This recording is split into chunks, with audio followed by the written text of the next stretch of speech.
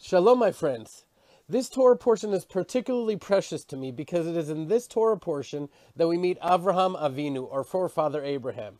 Now, Abraham is precious to all of us, but one of the reasons he's so precious to me is that he's quite literally my namesake. For my name is Ari Abramowitz, which means in Hebrew, Lion of Judah, son of Abraham.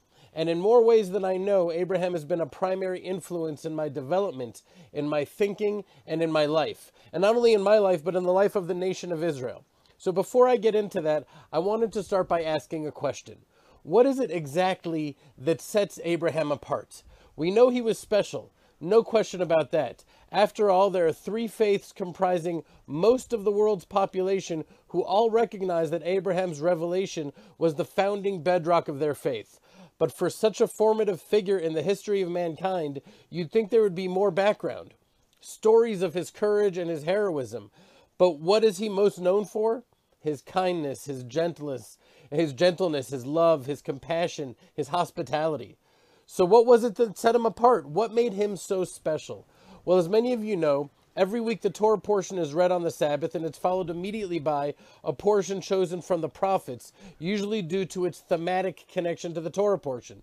So this week's Haftorah, as it's called, was taken from chapters 40 and 41 of Isaiah, which talk about primarily what it means to be a chosen nation. But I think the reason it was chosen is because of the one verse that talks about Avram Avinu, Abraham, our forefather. And it is a special verse, it's a unique verse. It says, Va'ata Yisrael avdi, Yaakov asher bacharticha, zera Avraham ohavai. It says, you are Yisrael, my servant, Yaakov whom I have chosen, descendants of Abraham who loved me. No other individual is described as loving God or being loved by God other than Abraham. The attribute with which Abraham uniquely connected with God was through the attribute of love. But how? How did that love manifest? I'm not just curious, I really want to know. I want to know with my whole heart, because I want to love God too. I want to be a descendant of Abraham in every way possible. So let's try to take a brief look at Abraham's life to see what brought about this love, how he nurtured it, and how it became so thoroughly a part of him that his very being and essence embodied that love. Interestingly, the story in the actual text of the Torah that starts with the revelation in which God first speaks to Abraham and says, Lech Lecha ma'artzecha, go forth from your land, from your birthplace, to the house of from the house of your father, to the land that I will show you. And I will make you a great nation, and I will bless you, and I will magnify your name, and you will be a blessing.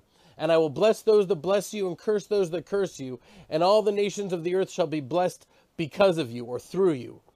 But at this point, he was already in his 70s. This left many questions to be answered about what made him who he was. And there were many Midrashim passed down about Abraham's childhood that have been inspiring Jewish children, myself included, for literally thousands of years. But to bring all these Midrashim and stories together, they describe Avraham as intellectually curious and intellectually honest. We were all raised with these stories of Abraham's youth. Just last night, I was putting my 8-month-old daughter, Dvash, to sleep, and I told her one of the most famous stories. The story of Avraham as a youth. And Avraham's father, Terach, he was an idolater. Not just any idolater, but he owned one of the largest idolatry stores in the world. And one day, his father put him in charge of the store, and when he left for a little while, and what did little Avraham do? He took a bat, and he smashed and destroyed all the idols except for one. And he put the bat in the hands of the largest idol. And when his father returned, he erupted in anger and said, Avraham, what have you done? And Avraham responded and said, it wasn't me. It was that idol that destroyed them all, the idol with the bat in his hand. And his father said, do you think I'm a fool? It's just a stone. It can't do anything. And Avraham responded and said, Father, do your ears not hear what your mouth is saying? These stories of shattering fathers' idols, of finding God for oneself, were deeply and intergenerationally burned in the consciousness of the Jewish people. I was raised in a family that wasn't fully observant, as I've shared with all of you, but they sent me to a religious school, and when I was about 14, I started to learn about the Sabbath, and I was very challenged by it.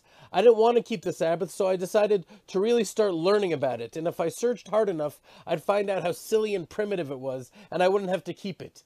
Yet the more I learned about it, the more its truth and beauty shined forth. And before long, I realized that While my intention was to disprove the Sabbath, the opposite happened, and I have kept the Sabbath ever since. There were many times I wanted to violate it early on, but it was that Abrahamic devotion to truth that prevented me from giving in and joining the rest of my friends at the Friday night parties. Abraham, he thirsted for truth with every fiber of his being. And if this truth left him on the other side, which is where the Hebrew word ivri, Hebrew, comes from, so be it. He was willing to be all alone in his knowledge of the truth, and he was willing to die for it. Rabbi Khan, he brings a Midrash about when Avram's belief were challenged by Nimrod, who was a wicked tyrant of his day. And he said, "Let us worship the fire," is what Nimrod said to Avraham. And then Avram said, "Let us worship water, which extinguishes the fire." Then, "Let us worship the water," Nimrod said. "Well, let us worship the clouds which bear the water," Avram responded. "Then let us worship the clouds." "Well, let us worship the winds which disperse the clouds," Avram said. "Then let us worship the wind," Nimrod said. "Let us rather worship human beings who withstand the wind," Avram responded. "You're just bandying words," Nimrod explained. "We will worship naught but fire. Behold, I will cast you into the pit of fire, and let your God whom you adore come and save you from it." And indeed, Nimrod hurls Avram into the fire, but Avram emerged from the fire unscathed.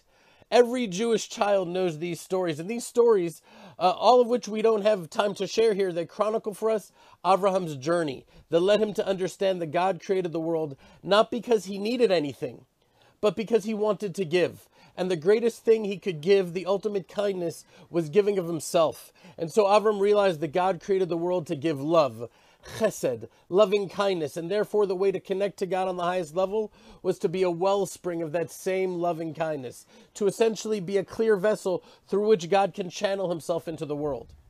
And that is what set him aside from Cain, who killed his brother, and Noah, who sat by for hundreds of years without warning his fellow man about the flood that's coming to destroy and wipe out all of humanity.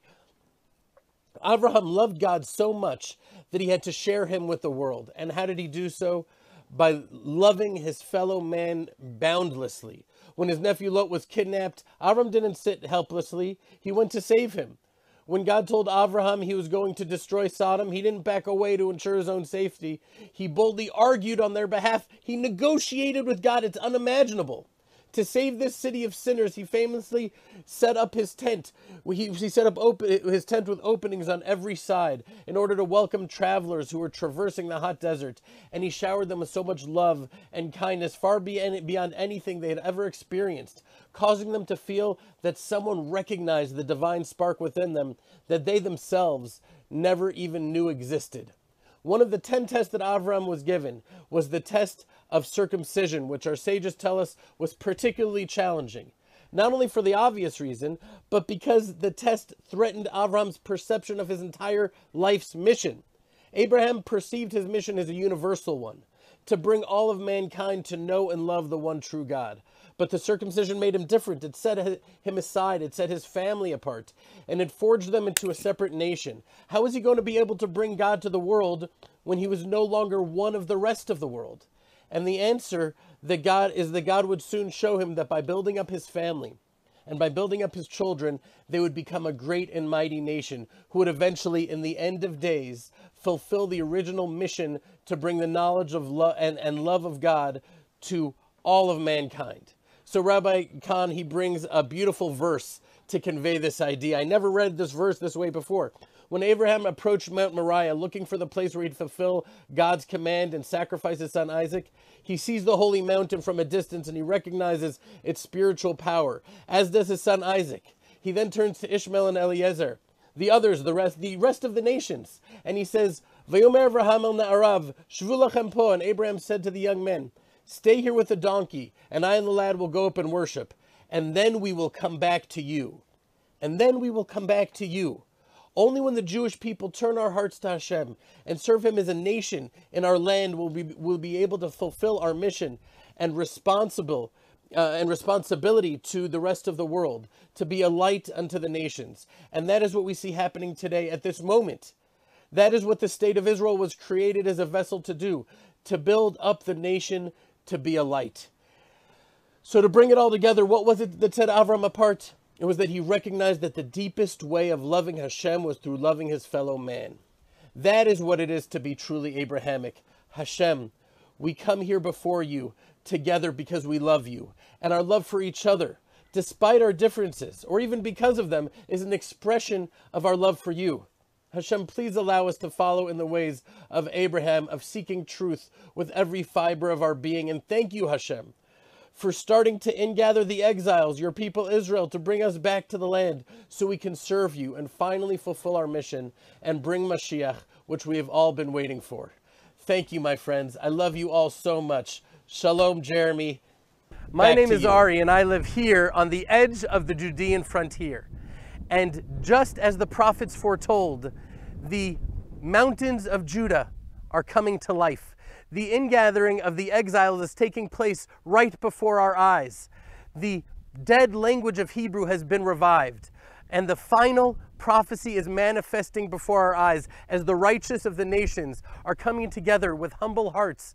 Here in the Land of Israel Fellowship, we come together every single Sunday, live, in person, over Zoom, to connect to the secrets of the Hebrew language, the secrets of the Torah of the Bible, and connect with each other. Because in the end of the day, it's the friendships and the relationships that are bringing us together, because we have one thing in common: our fear and our love for the God of Israel.